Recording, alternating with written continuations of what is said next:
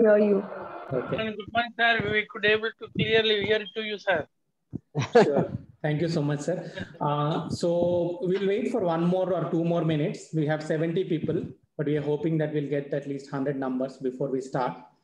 We just recap what was talked yesterday. I think in the first lecture yesterday, we had, so what was the first lecture? Patient triggered ventilation. Yeah, so patient trigger ventilation. So Ashish Bhai is there? The sir has not joined, I think. Okay, no problem. So we have learned that patient trigger ventilation is the way forward, and we know that we are bringing the synchrony from the machine to the baby using all these triggered modes of ventilation. Initially, it was inspiratory synchrony, then it came to expiratory synchrony. Then we start having lot of things of the babies are taken, a lot of the things of the machine are taken control by the baby.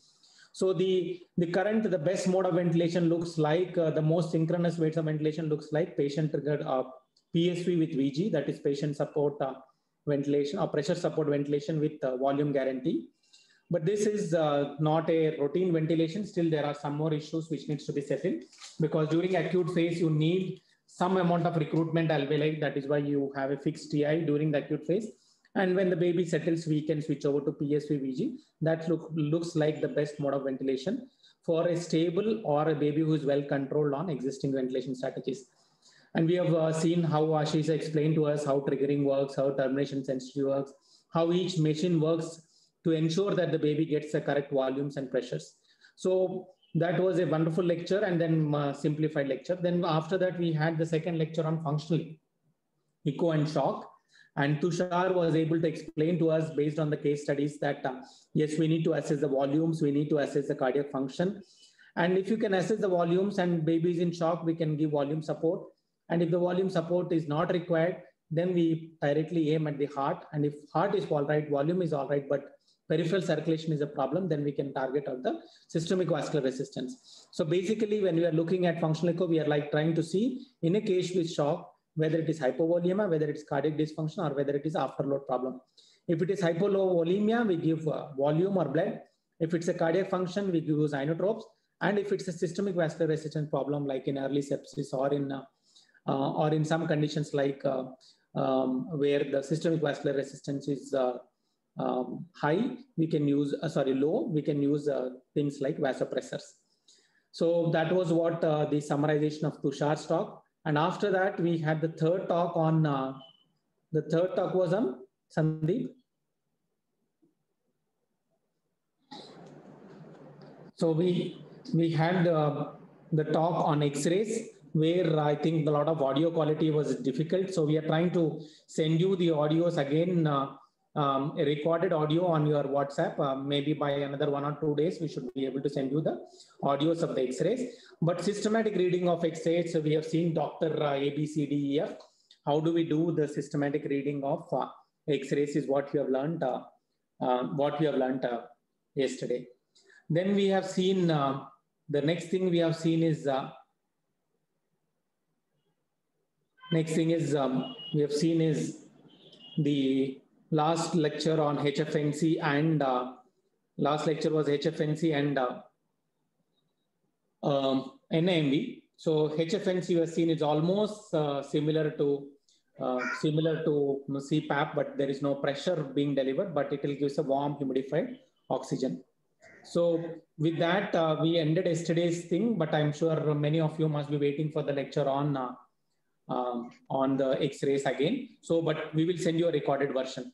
Today we have a long day, and today we have, we had the lung protective strategies by Sandeep, and there we have talked about how do we protect the lung prenatal, natal, and postnatal, and what interventions we can do postnatally with ventilation and without ventilation to protect the lungs.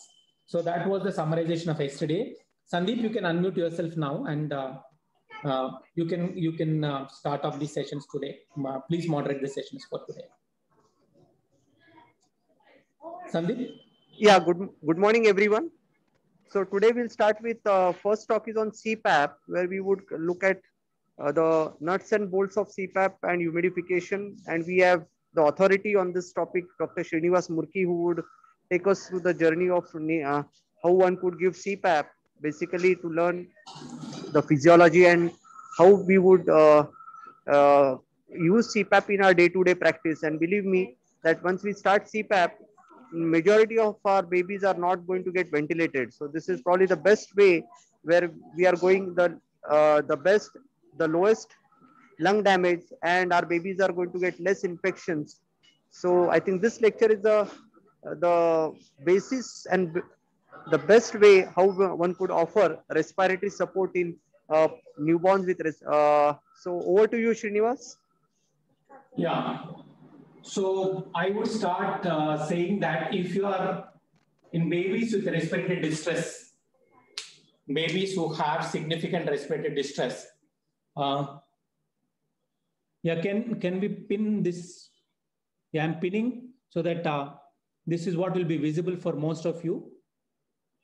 So if you are doing respiratory support for babies in your NICU, and if your respiratory support 55, nearly, we should aim to get at least 15% of mechanical ventilation and 85% should be CPAP.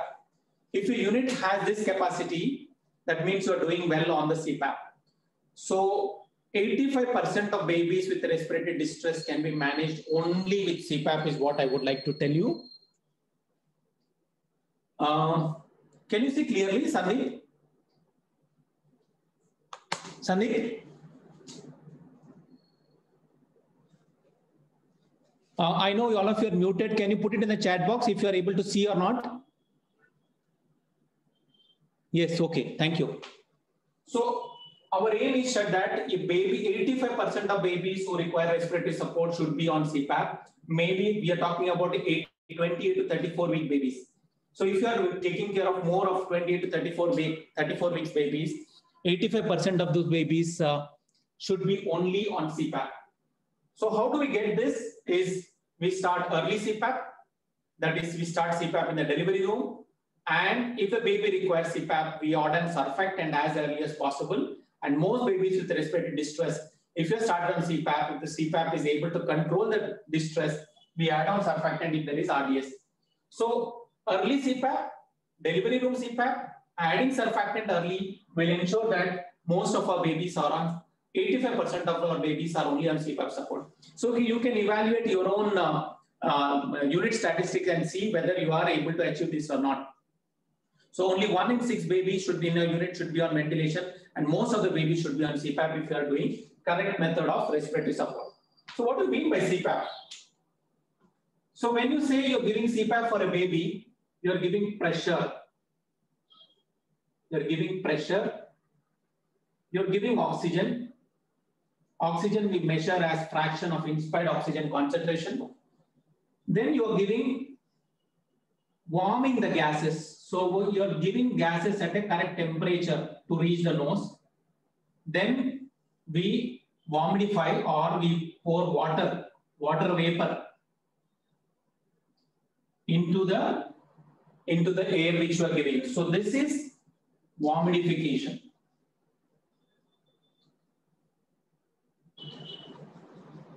So when you are doing CPAP, you're basically giving pressure, you're giving oxygen, you're giving the gases which are warm and humidified to the baby's nose. Pressure, oxygen, the gas which will go to the nose are warm and humidified. This is what we are doing when you are doing CPAP. Remember that the third and fourth component is as important as the first two components. Most of the people feel that CPAP means pressure. Now, I would prefer CPAP means warm and humidification first, and then pressure and oxygen. So in that order, first is this two, then pressure, then oxygen. So that is what the concept of CPAP should be. Now, when you are giving CPAP, you are giving pressure ranging from minimum pressure we give is 4 to 7. Some people go to up to 8 centimeter of water. Now, when we give oxygen, we start with 21% and we go up to 60% of oxygen when we are doing on CPAP. So if the baby requires more than 60%, more than 7 or 8 centimeters of pressure, we know that baby requires more support than CPAP, and those babies require either nasal INV or mechanical ventilation. What about temperature and humidity? We don't have a range here. The gases should be delivered at 37 degrees Celsius with fully saturated with water vapor when they reach the nose. And Venkat has told us why we have to warm and humidify the gases. Whatever gases we are giving to the baby are coming from the compressed air sources and compressed oxygen sources. The air and oxygen which is compressed in cylinders or in the compressors is cold and dry. Whereas when we breathe room air, the temperature is about 26 and humidity is about 50 to 60% depending on the place. So when we are breathing a temperature of 26 air and a humidity of 50, 60. But when we are giving respiratory support for the babies, whether it is oxygen, CPAP, HFNC or ventilation or anything, we are giving gases at low temperature and dry air. That is why we need to warm the gases at 37 with 100% relative humidity. And one can ask why not 26 and 50% relative humidity when we are giving CPAP, because room air is 26 and 50%. The reason is when your babies are breathing, they are breathing with difficulty, they are breathing fast, their minute volume, the rate is high. So humidification, natural methods of humidifications are inadequate for warming and humidifying gases. That is why when you are giving respiratory support, you have to warm the gases at 37 with 100% relative humidity. So this is simple. So this is constant. And the pressure I said is 4 to 7 centimeters of water. FiO2 from 21 to 60%, 37% and 100% relative. So how do we get pressure? So to get pressure, in the first lecture, we have seen that we need flow. Flow into resistance will deliver the pressures. So we need gas flows and we need resistance to gas flows to generate pressures. This we will see again how to generate pressures of 4 to 7 centimeters using flow of gases and providing resistance to gas flow. And what do we need for oxygen to come from 21 to 60%? So for that, we need compressed oxygen source, compressed air source, and a blender. So to get oxygen from 21 to 60%, we need compressed oxygen source, compressed air source, and a blender. Having oxygen will give 100%, having air will give 21%. To mix these two to the ratio of 21 to 60%, we need a good blender, which is a mechanized blender which can mix compressed gases to get us the 21 to 60% of oxygen. Now, what do we need to deliver temperature and humidity? So we need a good servo humidifier. Servo humidifier. So basically what we are saying is when we are giving CPAP, we are giving pressure, oxygen, temperature and warmth of gases. And the range of pressures we give is 4 to 7 or 8, 21 to 60% FiO2, temperature of 37 with 100% relative humidity. And to get pressure, you need flow of gases. So you need a flow meter and you need gas flows which are obstructed or restricted so that there is a resistance to gas flow. So there is a resistance to gas flow which will ensure the pressure is built in with the gas flows. Then for getting oxygen from 21 to 60%, you need a compressed air source, compressed oxygen source and a blender. And for getting temperature and humidity, we need a servo humidifier. Now, once you know this, let us see how do we get the pressures.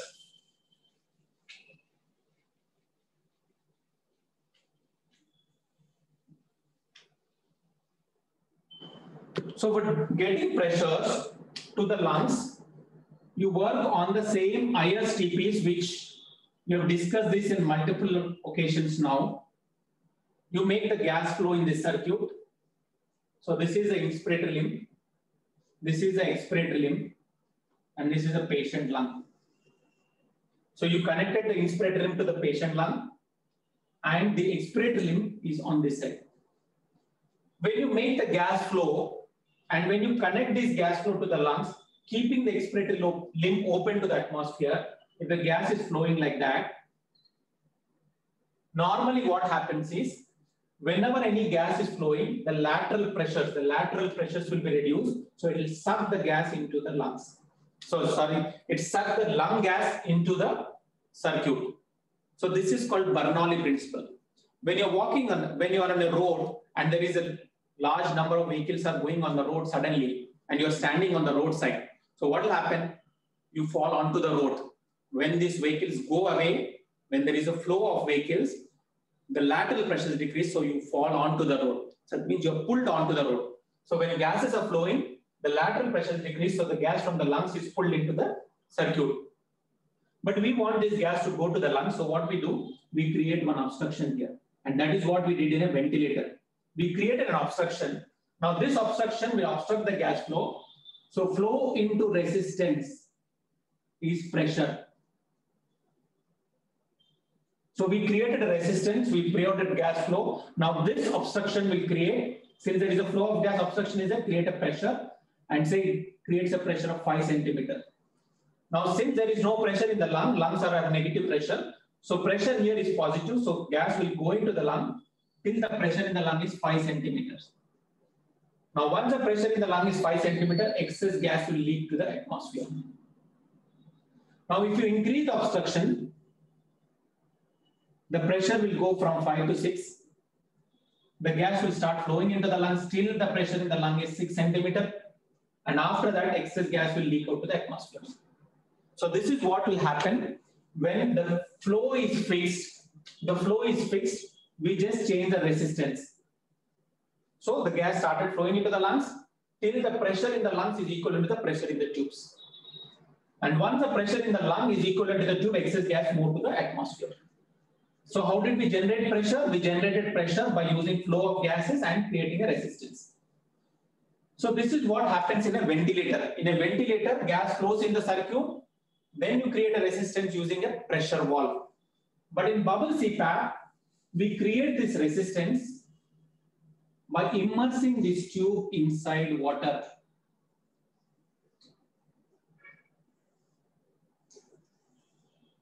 Inside water.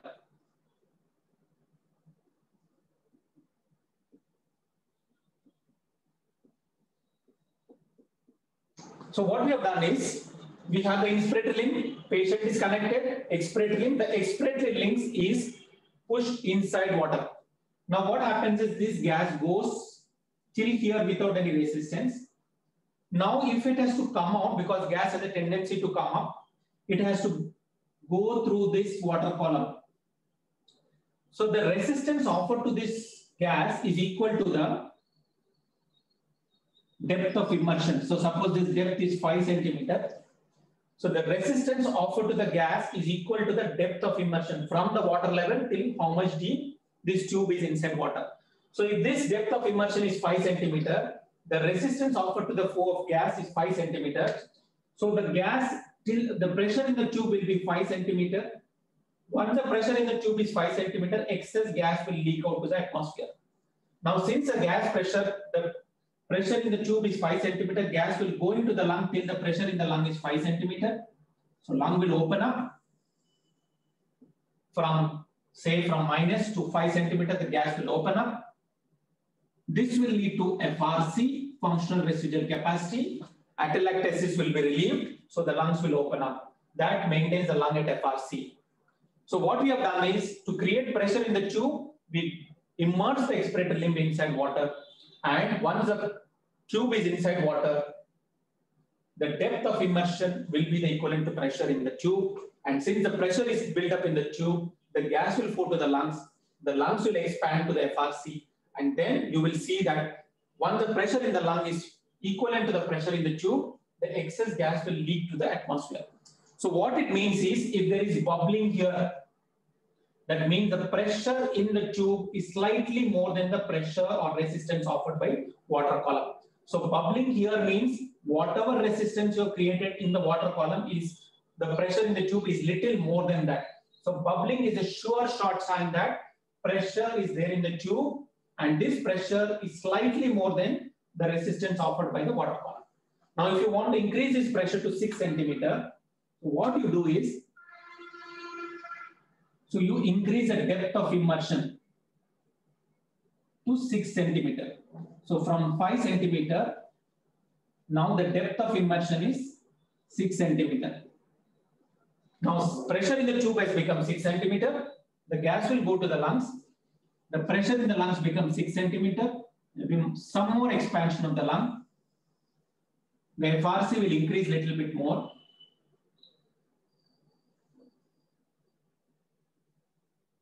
the FRC will increase a little bit more. And once the pressure is lung in the 6 centimeter, the excess gas will bubble out into the atmosphere. So what we have seen is we have created pressure with using flow of gases and resistance using a water column. To improve the pressure in the tube and in the lung, we just increase the depth of immersion. If you want to decrease the pressure in the lung and in the tube, you decrease the depth of immersion. So that is what we do in bubble CPAP. So basically we have seen how do we get pressure, how do we get oxygen, how do we get warmth and humidity in CPAP. So what we need to develop a CPAP machine is a compressed air source, compressed oxygen source. Then you need a blender. The blender will help us to give FiO2. This will be 21% oxygen. This will be 100% oxygen. Blender is required to get the oxygen from 21 to 60%. And from the blender, you need a flow meter to get the gas into the circuit. And normal flows which we use in CPAP is from 4 to 7 liters, like pressure. Most of the time we use 4 to 7 liters, but it can be a fixed liter of 5 liters per minute could be the flow for most of the CPAP pressures we use. So the air, oxygen, blender, flow meter is making the gas flow into the circuit. And this gas flow, since it's a cold and dry gas, this goes into a humidifier.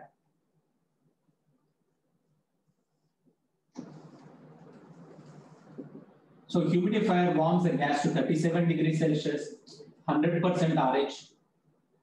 And in the inspirator limb, the gas will remain heated with a heater wire to ensure that the gas remain heated in the tube. So we give 37 here, 100% RH here. So we ensure that the gas goes to 39 here, maybe RH of 80%. And since there is no further heating in the limb, by the time it goes to the lung, it will be again 37 with 100% RH. And this expiratory limb, to generate pressure in the tube, we immerse in the bubble chamber.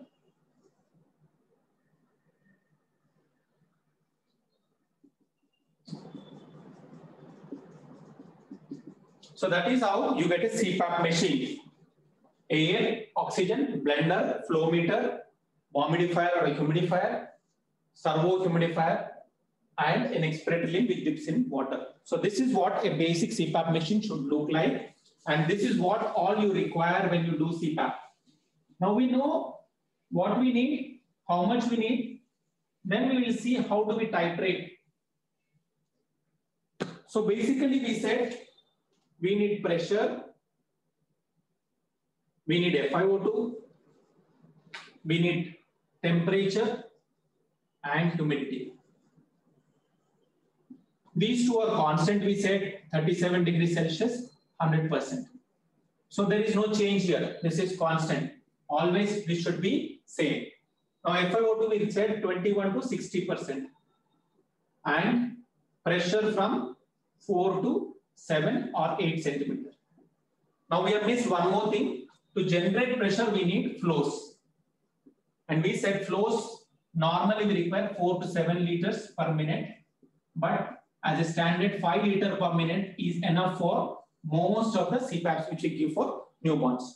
Okay. So 5 liters flow is sufficient for most of the babies when we are doing CPAP. Now, how do we know that what pressure is sufficient for the baby? And for the pressure, our aim is to get the FRC, functional residual capacity. This is the volume of the lung at which the PVR is the lowest and the work of breathing of the lung is less. So at FRC, the PVR is the lowest and the work of breathing is the lowest and oxygenation is the best.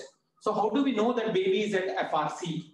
So when we are giving pressure, we are trying to improve the FRC to the optimal level. So that means the baby should be breathing without much work of breathing. So how do we know that pressure is adequate?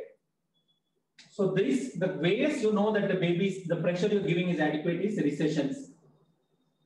If the baby has a lot of recessions, that means your FRC is still not optimum. Then next is air entry. You should be able to hear the bubble sound in the chest. Then next is, if you are opened up the lung, if your FRC is adequate, then your saturation should be normal, because the most important thing which will help the lung to move from the alveoli to the blood is FRC. If FRC is all right, oxygenation is going to be all right. Apart from this, you can also look at your FRC is adequate or not by the chest X-ray. So when you are doing CPAP, you should have minimal or no retractions. Air entry should be good, and your saturation should be between 91 to 95%. And your chest X-ray should show 6 to 8 spaces, posterior spaces, 6 to 8 spaces. On the rib cage, you will be able to see if your pressure is adequate. So what does it mean? If you started with a pressure of say 5 centimeters, you should get minimal retractions or no retractions. Air entry should be good. You should be able to hear the bubble sounds in the chest. Your saturation should be between 91 to 95%, and you should have 6 to 8 spaces on the X-ray. If there are a lot of retractions, if air entry is poor, if saturation is low, and if you have low volume lungs, then there is a need for you to increase the pressure. Suppose the chest looks hyperinflated, no retractions, air entry is good. On the X-ray, you're seeing 7 or 8 spaces. The diaphragms are flat. That means there is a need for you to decrease the pressures. So whatever pressures you are on, whether it is 5, 6, or 7, you have to see adequacy of pressures by looking at these things. Sometimes, rarely, you can do a PaO2 and PCO2 also. This is rarity. Most of the time, we avoid doing blood gases for babies on CPAP. We do blood gases only when the baby is not able to maintain saturations or when baby has an acute deterioration. Otherwise, we avoid doing blood gases for babies on CPAP. So we know how to titrate the pressures. So then how do we titrate the oxygen? The single criteria is SpO2 between should be 91 to 95%. Flow, these two are constant. And flow, how do we adjust the flow? So we said flow is for generating these pressures. If the flow is adequate, there will be bubbles in the bubble chamber. Once the pressure in the tube is achieved, the excess gas will leak out to the atmosphere as bubbles in the bubble chamber. So if there are bubbles in the bubble chamber, that means your pressure is achieved and your flow is adequate. So bubbling in the bubble chamber will tell you that whether your flow is adequate or not. So for pressure adequacy, you see for recessions, air entry, SpO2, and X-ray. For FiO2 adequacy, whether you need 30%, 40%, or 21%, you look at the saturation, it should be between 91 to 95%. Temperature and humidity are constant. Flow, you will know whether it is adequate or not by looking at the bubbles in the bubble chamber. Now, I hope you understand all this now. Now, again in this, if you see, we said flow of 5 liters is constant. Most of the time, your flow of 5 liters per minute is constant. If your flow of 5 liters is not able to generate bubbles in the bubble chamber, most likely there is a leak in the circuit or leak at the interface, a leak from the mouth. So you have to quieten the baby, ensure the prongs are fitting well, and then look for any leaks in the circuit.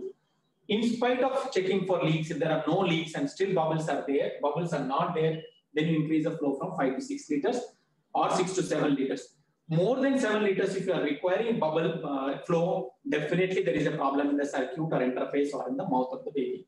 So if you are requiring more than 7 liters, 100% chance that the baby is not getting adequate CPAP pressures or your system is not working, there are leaks in the circuit.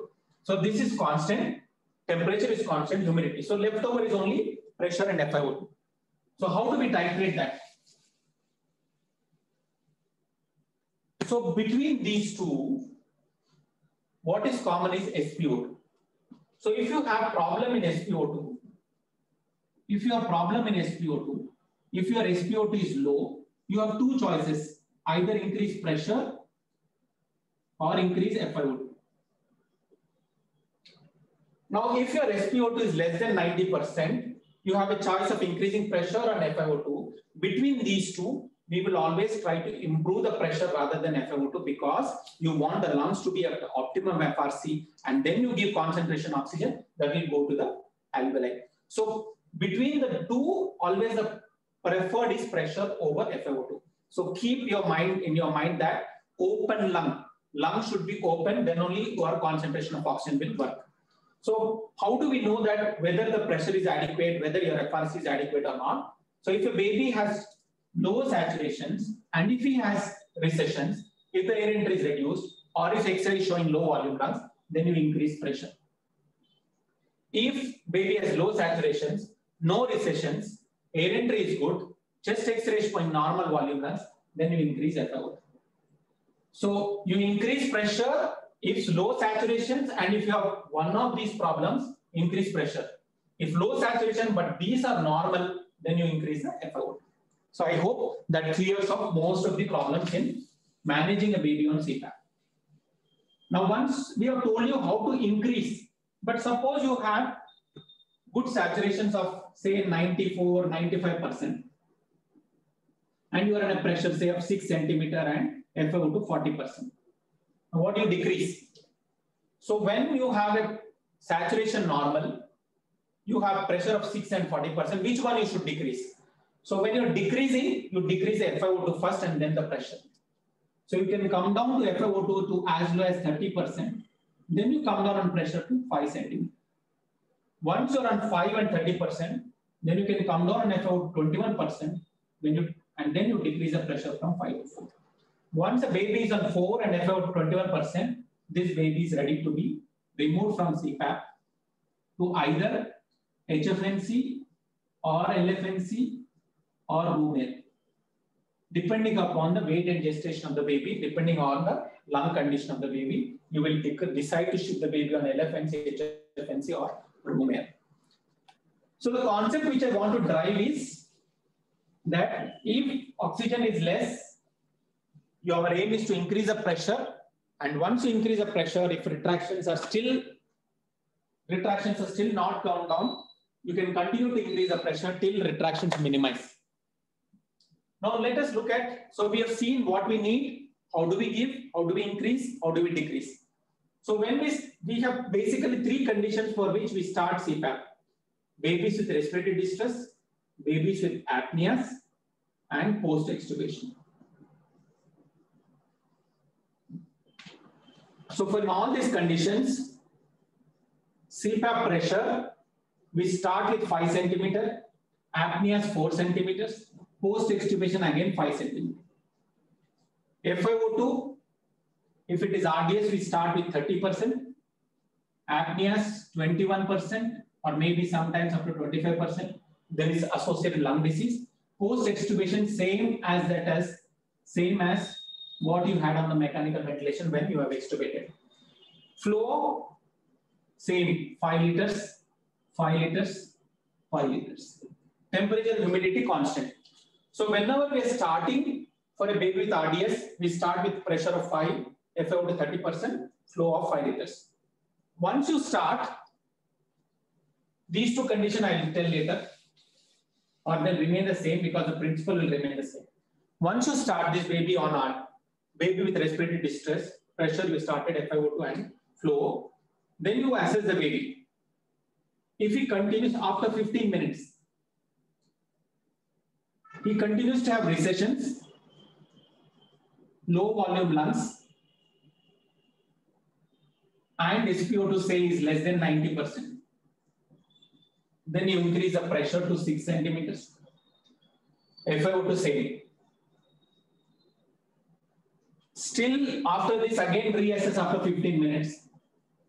Still recessions, still oxygen low, still recessions, still air entry is low, still SpO2 is low, increase the pressure to 7 centimeters.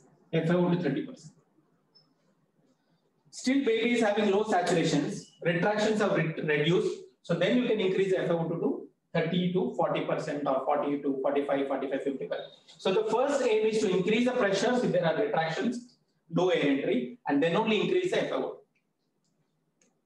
Till you see decrease retraction, still air entry is good, you continue to increase the pressure. And then only increase the FiO2.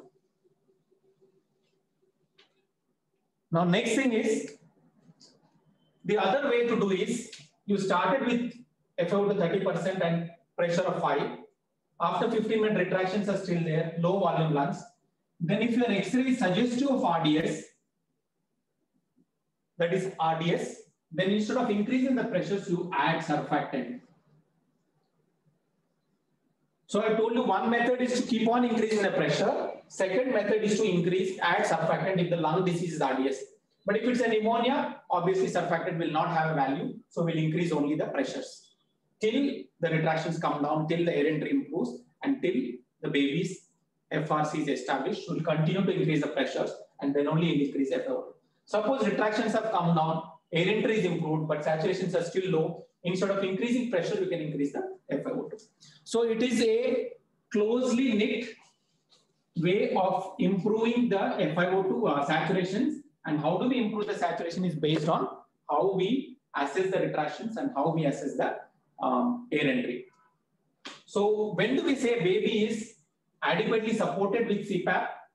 If retractions are minimal,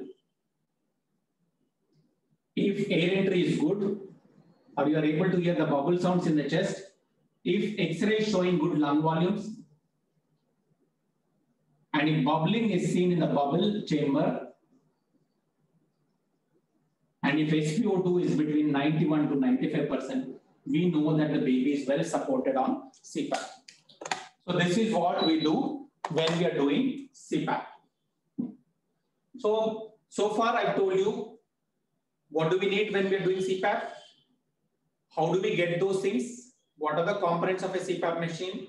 How do we titrate the pressure, oxygen, flow, temperature and humidity? And what problems you have when you're having hypoxia with retractions to increase the pressures, when you have hypoxia without retractions to increase the FiO2.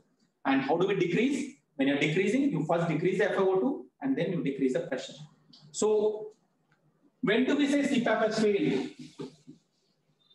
We say CPAP has failed if the baby has poor respiratory efforts, because CPAP is only given for babies who have good efforts, or if retractions are persisting and oxygen requirement goes up, or work of breathing continues to be high, and air entry is not good, and pressure is more than 7 centimeters, or your SpO2 is constantly less than 90%, even you increase FiO2 to 60% or more.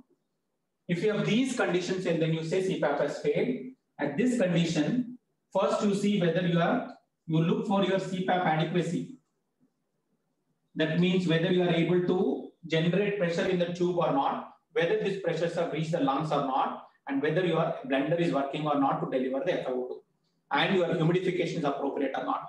If all are normal, still the baby has these problems, then you switch this baby from CPAP to nasal INV or to mechanical ventilation. So this we call it a CPAP failure. So you've seen how do we increase, how do we decrease, and when do we say baby has failure, and when you remove from CPAP, how do you switch over to nasal INV? When you remove from baby from CPAP, how do you switch over to HFNC or to LFNC or to room air? So that finishes the nuts and bolts of CPAP. We have seen the troubleshoot of CPAP on the video by Venkat. So I'm not repeating that, but if there are any questions, I'll take up.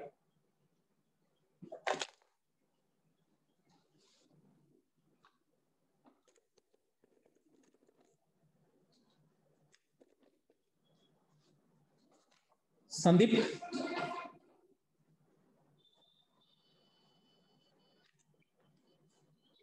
Sandeep?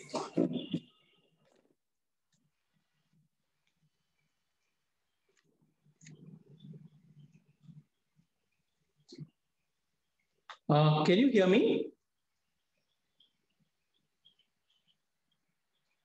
Please put in the chat box.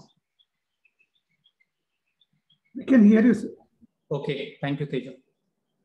So Tejo, would you like to take up the question? I'll answer from the chat box. Or if anybody has a question, they can raise their hands.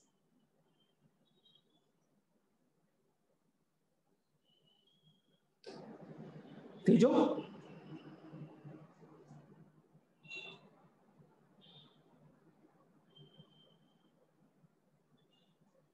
Okay. Earlier, it was thought not to keep exceed FiO2 more than 30%. Yeah, we always try to keep the FiO2 less than 30% when we are on CPAP. But if we have already increased the pressures to 7 centimeters and if still baby has hypoxia, we can keep on increasing the FiO2 to 60% before we switch to mechanical ventilation. So previously we used to thought of proportionality of settings, but now we say that always increase the pressures before increasing the FiO2. And if FiO2 requirement is more than 30%, you can switch over from CPAP to ventilation. Dr. Amol Joshi asked, what is the comment on Seattle CPAP? Seattle CPAP is almost exactly like your bubble CPAP, but instead of the tube going straight down, at the end, the tube going inside straight, it has a kink like that.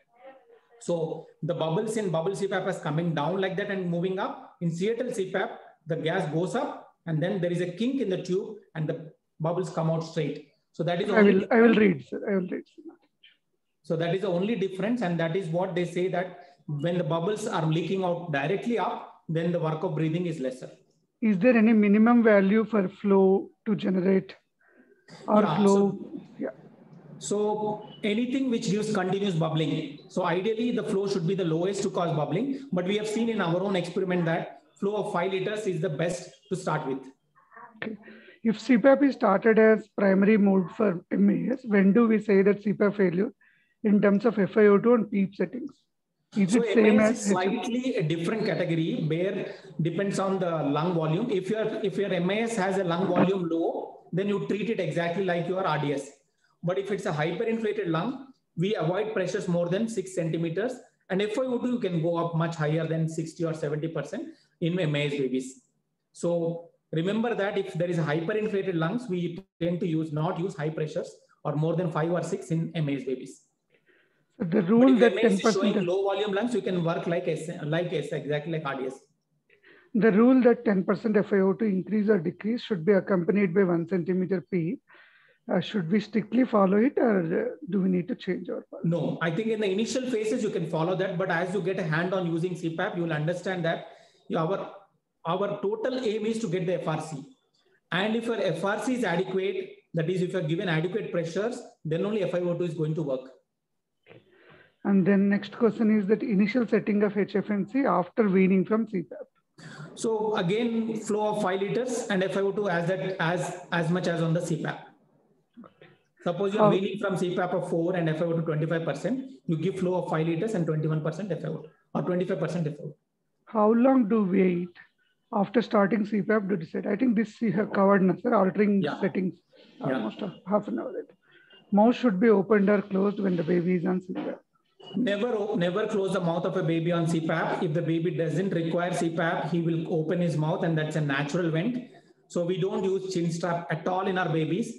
In fact, whenever you start a baby on CPAP, immediately insert a orogastric tube and keep the tip of the tube above the level of the tummy so that there is no CPAP belly or aerophagia, and start feeding the baby early so that the baby's gut starts moving and you will not have CPAP bellies. Humidified alarms, I think Venkat lecture is very good. Yeah, I think please go back to lecture from Venkat and you can look at all the troubleshoots of babies on CPAP. What do you mean by NIMV versus CPAP? So I think CPAP failure, you can use NIMV. NIMV is exactly like ventilation, but instead of the endotracheal tube, you are using the nasal prongs. CPAP versus HFNC main difference, I think you have explained it. Sir. Yeah, we have already discussed that, but remember that CPAP has 4 components, HFNC has 3 components. The pressure component is not a major thing in HFNC. And bubbling the most important thing is the interface. In CPAP, the interface is snugly fitting. In HFNC, the prongs should be the lowest size to create a lot of leak around the nostrils. Bubbling is happening automatically and doesn't coordinate with the breathing pattern of the baby. How do we troubleshoot? I think it's... So if bubbling is adequate, your pressure in the tube is all right. Now the pressure should reach the lung. And how do we know that? By auscultating. If you are on auscultating, if you are seeing the bubble sounds or hearing the bubble sounds, your pressure delivery to the lung is adequate. CPAP pressure and FiO2 criteria for giving surfactant. I think this. So yeah, I think 5 centimeters and 30% is what we take, but X-ray should be suggestive of RDS. But the European guidelines says 6 centimeters and FiO2 30%. Regarding Vapotherm, they claim that it has high velocity HFNC. What is the clinical significance? So Vapotherm is not available in the Indian market, but it is considered to be one of the best HFNC devices. What we have in the Indian market is only bubbles, the HFNC from Fish and Paykel. You can use the OptiFlow prongs and the same CPAP machine. Sir, I think we can take We can do it in the chat box. Chat box, I think, sir. Yes. Thank you. Sandeep, you are there?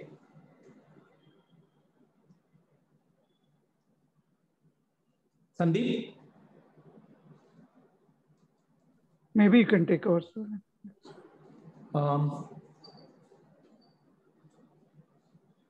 So if Sandeep is not available, I will I welcome our mentor, guide, and our philosopher. Sorry, Srinivas, there was a internet issue. Okay, no problem. So I welcome our one of the most inspiring person, Professor Ashok Deorari sir, to deliver the next lecture. And I'm sure that none of you need introduction of Professor Ashok Deorari. He is the person behind all this ventilation workshops, all these CPAP workshops, lot of training related to nursing, doctors, postgraduates. You take up any aspects of neonatal training, and Professor Deorari